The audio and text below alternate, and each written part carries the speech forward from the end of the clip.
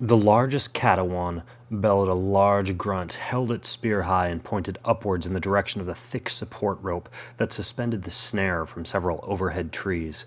One of the Catawan behind the leader nodded, placed the handle of its spear between its giant jaws, moved with two large strides to the base of one tree, leapt like an ape nearly 8 feet, wrapped its arms and legs around the trunk, and shimmied up close to the support rope. It then grabbed the spear from between its teeth and swung it towards the rope. Terran gritted his teeth and braced himself for what he suspected would happen next, but the spear blade seemed dull. A few strands of the rope snapped loose, and the entire snare creaked for a moment, then stayed suspended. The Catawan smirked in frustration, pulled the spear loose, and swung again. Somewhere behind him, Terran heard Tink half whimper, half grumble. "This could hurt, boys."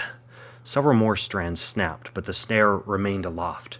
The two smallest Catawans on the ground now both let out loud, amused howls, pointing up while grinning and flashing their crooked teeth at their frustrated companion up in the tree. The larger Catawan looked down and let out an annoyed growl. It swung the spear once more. Then, just as quickly as the snare had sprung, the entire thick rope snapped. As the ground approached with lightning speed, Terran saw a blur of green, brown, and tangled ropes. Then everything went black. Terran woke to a strong, overpowering, and very unpleasant odor, a blend of sweat, rotting meat, and the skin of something not bathed or washed in much too long a time.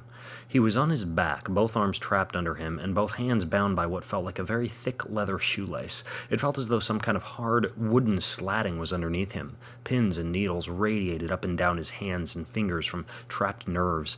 He opened one eye and immediately saw Tink laying on his left, staring back at him. Tink's hands were bound also, with his arms trapped below him. The elf scrunched his nose and whispered, "Smells like a wet dog rolled in cow manure, hey?" Terran didn't reply. He looked to his left. River lay there on his back, his chest slowly moving up and down, both eyes open, staring upwards at a wooden ceiling nearly 8 feet above them, where rays of sun were trickling into the room through large gaps in the roof. Terran's eyes shifted to two large purple bruises on River's forehead. "You okay, brother?"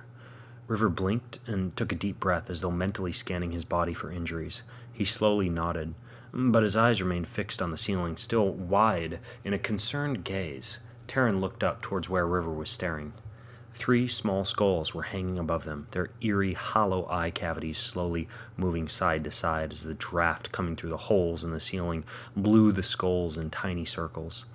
Just like nasty air fresheners, Terran thought, as he narrowed his eyes, trying to determine if the bones were actually human. Tink shifted uncomfortably on the hard wooden slats, trying to free his hands. "I'm fine too, thanks for asking. Let's get free before there's 6 skulls hanging up there." Outside, Terran could hear commotion, footsteps, grunts, the clanking of sticks or spears, possibly the crackling of a fire. He tried to lift his head to look towards the door to the room and didn't like what he saw.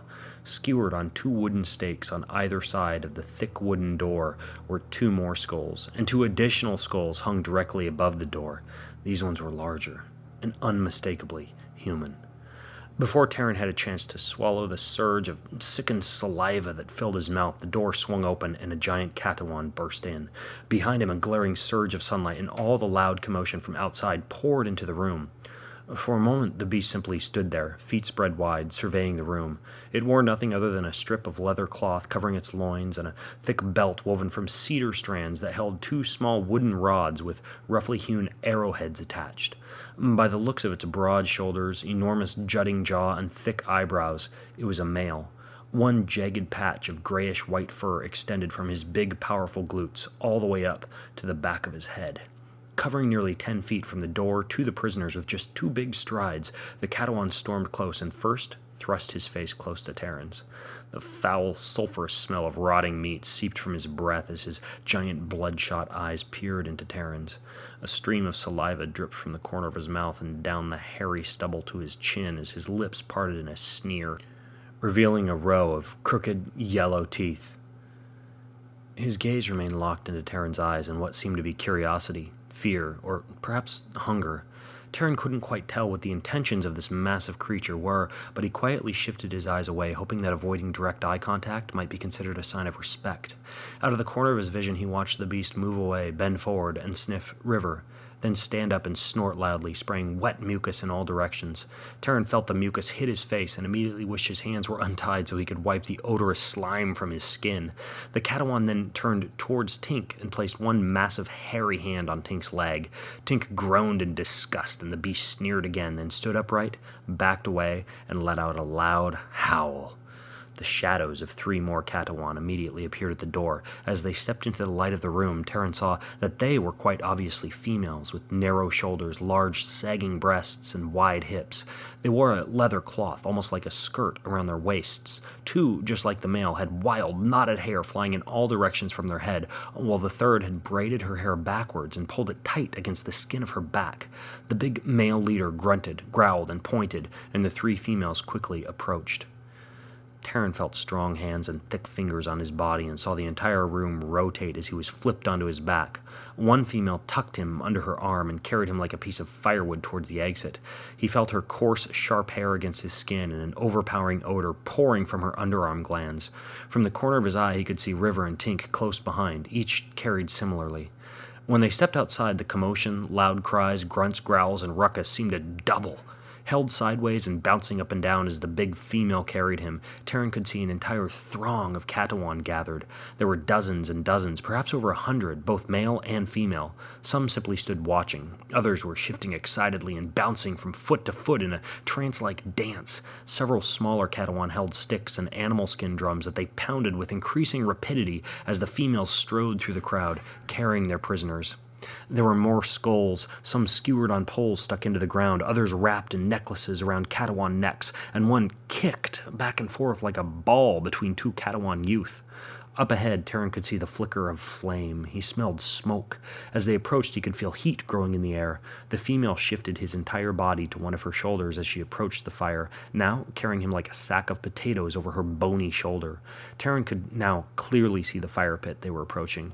The fire itself was in the center of a circle of enormous rocks, and half a dozen Catawan were gathered around it, fanning the flames with long, leaved branches.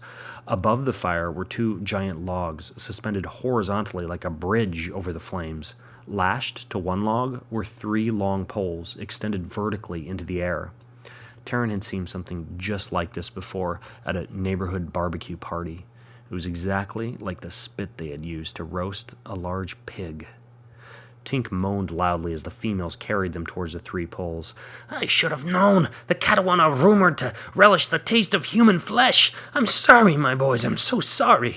As Tink's voice trailed off into a quiet sob, Terran wondered what it felt like to be eaten. He wondered if he would be so burnt from the fire that he wouldn't feel a thing, or if he would still be alive and full of senses when the creatures began biting into his flesh.